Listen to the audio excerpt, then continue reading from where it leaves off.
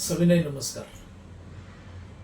आता 2 दिवसांनी 10 मेला मदर्स डे आहे, म्हणून आजच्या एपिसोडचं नाव आहे प्रिय आई. प्रिय आई. माझी आई मीना दामोदर शेवडे, माहेरची पाटणकर. आज तिच्याबद्दल बोलताना किती सांगू आणि किती नको असं होत आहे. जसजशी अक्कल येत गेली आणि जसजसं मी तटस्थ नजरेने आज आईकडे बघत गेलो काही वर्ष, विशेषतः ती गेल्यापासून, त्यावेळेला तर अद्भुत खजिना सापडल्यासारखं मला होत आहे. 8वीत गेल्यावर 7वी कळते नाही का. समोर असताना माझी आई जिवंत होती, त्याच्यामुळे मग काय, माझी आई आहे, समोर आहे. जेव्हा वजाबाकी होते ना, त्यावेळेला सगळा खेळ सुरू होतो. मग त्या व्यक्तीकडे आपण अधिकाधिक बघायला लागतो, किंबहुना बघायला हवं आपलं आयुष्य संपण्यापूर्वी. म्हणजे बरंच काही गवसलेले जे गुण असतात आपल्याला, जे आपल्या हातून नकळत आपल्याला कळलेले नसतात, पण ते आपल्याला गवसतात पुन्हा त्या व्यक्तीकडे बघितल्यानंतर. आई, तू अभ्यासाची जी मोठी सवय लावलीस ना, ती आजही मी जपतोय, काळजी करू नकोस. आजही सकाळी उठल्यानंतर पहिल्या डोक्यात येतो तो कशा ना कशाचा तरी अभ्यास करणं आणि स्वतः घडत जाणं आणि इतरांना घडवणं ही आपलं कर्तव्य आहे. हे तुझं वाक्य आजतागायत मी सतत आचरणात आणतोय. आणि म्हणूनच गेले 30 वर्ष मी प्रतिकूल परिस्थितीतील मुलं मुली यांना घडवण्याचा, आकार देण्याचा प्रयत्न करतोय. तू चालता बोलता एक विद्यापीठ होतेस आई. असं बोलता बोलता बऱ्याच गोष्टी शिकवून जायचीस. मला आजही प्रत्येक गोष्ट आठवते. घरात काही फर्निचरचं काम झालं आणि मग त्या लाकडाचे तुकडे उरलेले असायचे आणि मग तू त्या सुताराला सांगायचीस, नाही नाही नाही, ते मला द्या, मला द्या, टाकून नाही द्यायचे. आणि तू ते पिशवीत भरून ठेवायचीस आणि मग त्याला वेगवेगळे आकार देऊन, कुठे पेलमेटवर चिकटव, कुठे अजून त्याचं काही बनव. तुझा एक सतत ध्यास असायचा, वेस्ट पासून बेस्ट केलं पाहिजे. पर्यावरण, संतुलन वगैरे हे मोठमोठे शब्द आई तू कधी वापरले नाहीस, पण तू हे जपायचीस की कुठची गोष्ट वाया जाता कामा नये. कचरा तुमच्याकडे कमीत कमी झाला पाहिजे, त्याचा काहीतरी वापर करा, त्याचा काहीतरी वापर करा. 5व्या वर्षी स्टेजवर ढकललं होतंस तू मला नाही का, फॅन्सी ड्रेस कॉम्पिटिशन मध्ये. तेव्हापासून स्टेजवरच आहे, तेवढं मात्र एक पाळलंय. आजही साबिना एकपत्रे कार्यक्रम सुरू करताना तुझं स्मरण करतो, तुझे आशीर्वाद मागतो. हे तुलाही माहिती आहे आणि मागत राहीन. किती किती अभ्यास करून घेतलास तू माझ्याकडनं, किती किती गोष्टी पाठ करून घेतल्यास. एकीकडे स्वयंपाक चालू, आणि आम्ही तर मुलं, तू संपूर्ण गॅसवर पडली होतीस, 80% जळली होतीस, त्याच्यानंतर रिकवर झालीस, त्याच्यानंतर आम्ही झालो. म्हणजे शारीरिक तुझी क्षमता कमी झालेली होती, तरी सुद्धा तू रक्ताचं पाणी केलंस. एकीकडे स्वयंपाक चालू तर एकीकडे हा हा बोल बोल बोल, चल चल चल. आणि मग मी सुधाकर एकच प्याला मधला सुरू करायचो. सुधाकर ज्या रस्त्याने जाणार आहे तेथे त्याला संगती सोबतीची अजिबात जरुरी नाही. ये मदिरे ये, तू देवता नाहीस हे सांगायला जगातल्या पंडितांचा तांडा कशाला हवा. आई, आजही मला पाठ आहे ते. किती लहानपणी तू माझा एकपत्री कार्यक्रम सुरू केलेस ग.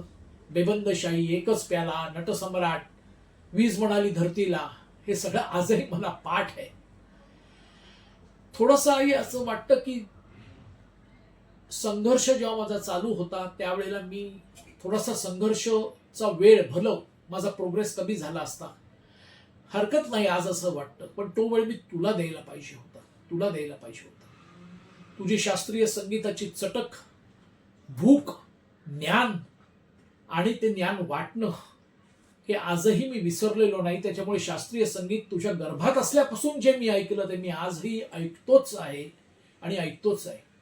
आणि तुला सांगू आई, तू बघतच असशील वरतून, पण मी जिथे बसतो ना मेहफिलीला, त्याच्या बाजूला एका खुर्चीवर मी माझी पिशवी ठेवतो आणि असं सांगतो, नाही मला वेगवेगळ्या वेळेला औषधं घ्यावी लागतात, असं मी करतो. आणि लोक सहन करतात, ऍडजस्ट करतात प्रेक्षक, पण त्यावेळेला तू माझ्या बाजूला असतेस बरं का. हे मी आज तुला सांगतोय.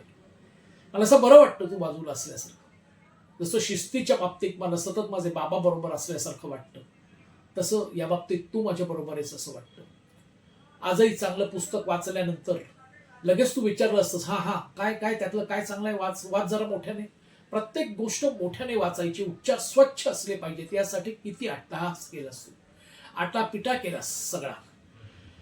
कविता तुझ्या, तू लिहिलेल्या नाटुकल्या आजही आजही मी चाळतो, त्या वाचतो. शक्य आहे की जेवढं तुला अपेक्षा असेल तेवढा मी पोचलोय की नाही मला माहित नाही.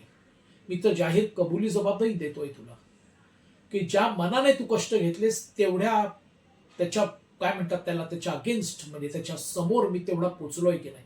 पण आई मी एवढं सांगेन की शेवटच्या श्वासापर्यंत मी धडपड चालू ठेवेन. आजही कित्येक गोष्टी मी विसरत नाही तू सांगितलेल्या, विशेषतः वस्तू जपणं, शिस्त, आणि थोडंसं जे मला कठीण आहे ते तू आठवल्यानंतर जरा सौम्य होतं ते म्हणजे थोडंसं माणसांना ना एवढं अगदी काही लगेच त्यांचं काय म्हणतात त्याला श्राद्ध घालू नये. झाल्या एखाद्याच्या हातून 10 चुका त्याच झाल्या तरी सुद्धा थोडंसं हलकंसं कडक बोलावं, जास्त बोलू नये. हे तुझं आजही मला आठवतं काही वेळेला, आणि काही वेळेला लेट करंट असतो, सगळं झाल्यानंतर आठवतो.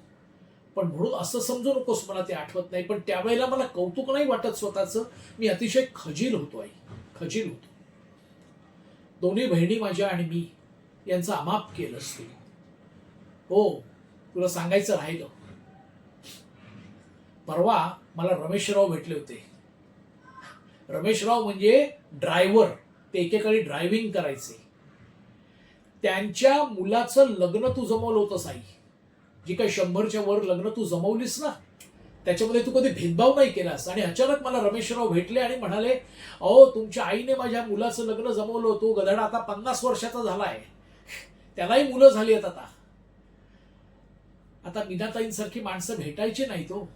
मी घाबरत घाबरत त्यांचं नाव कळल्यानंतर तुमच्याकडे आलो होतो घरी. पण आहे म्हटलं, आणि खरंच तुझ्या आईने भेदभाव नाही केला की काय ड्रायव्हरचा मुलगा ना, ते कसलं आपण जमवायचं, तरी त्यांनी जमवलं ते. आई आजही आजही तू जे चांगलं केलंस त्याच्या आजही मला प्रतिबिंब बघायला मिळतात रमेशरावांसारखी. काही व्यक्ती गेल्या, अजूनही काही शिल्लक आहेत ज्यात तुझ्यावर अतोनात ज्यांची भक्ती होती, अतोनात ज्यांची भक्ती होती. अशा काही व्यक्ती अजूनही आहेत, आणि त्या मीनाताई, मीना काकू म्हणून तुझी सतत आठवण करतात. मला माहित नाही आई तू परत मला मुलगा मागशील की नाही, म्हणून ते तू ठरवायचंस, तो माझा अधिकार नाही. पण जर मला यदा कदाचित पुन्हा माणसाचा जन्म असेल तर मला आई म्हणून तूच हवी आहेस, आणि त्यावेळेला अधिक कडक हो. आणि तुझ्या मनात जे रूप आहे मला देण्याचं ते मी घेईन आई, ठरवायचंयस तू. पण मी मात्र ठरवलंय की जर पुढचा जन्म माणसाचा असेल तर कृपा करून पुन्हा माझी आई हो, एवढंच मी तुला सांगेन.